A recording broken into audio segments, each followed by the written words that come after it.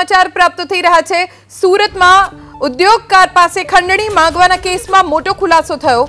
આરોપી ભાજપના પૂર્વ કોર્પોરેટર ભરત પાટીલનો પુત્ર નીકળ્યો।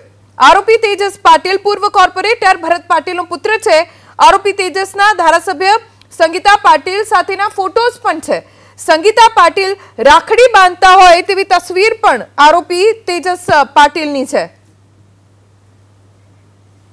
ઉદ્યોગકારો પાસેથી ખંડણી માંગવાનો કેસ, જેમાં પોલીસે 2 લોકોની ધરપકડ કરી હતી, જેમાંથી એક આરોપી તેજસ પાટીલ જે ભાજપના પૂર્વ કોર્પોરેટર ભરત પાટીલનો પુત્ર નીકળ્યો।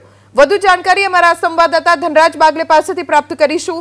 ધનરાજ, ભાજપના પૂર્વ કોર્પોરેટરનો પુત્ર આરોપી છે, તેને લઈને શું વિગતો?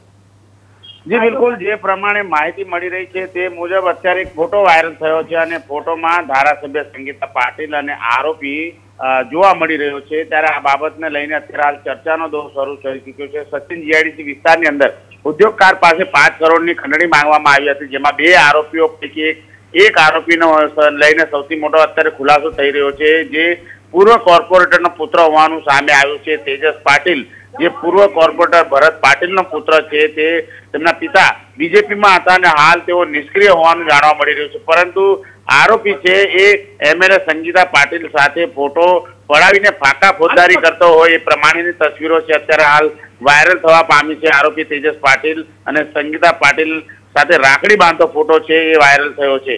આરોપીના પિતા ભરત પાટીલ અગાઉ ઉધના સિટીઝન બેંકમાં પણ વાઇસ ચેરમેન રહી ચૂક્યા છે, એ પ્રમાણેની પણ માહિતી મળી રહી છે। ત્યારે જે પ્રમાણે આરોપીએ 5 કરોડની ખંડણી માંગી હતી, એમાં કેટલાક ક્યાંક અંશે રાજનૈતિક સંબંધો છે એ સામે આવતા નજર આવી રહ્યા છે। જી આભાર ધનરાજ જાણકારી આપવા માટે।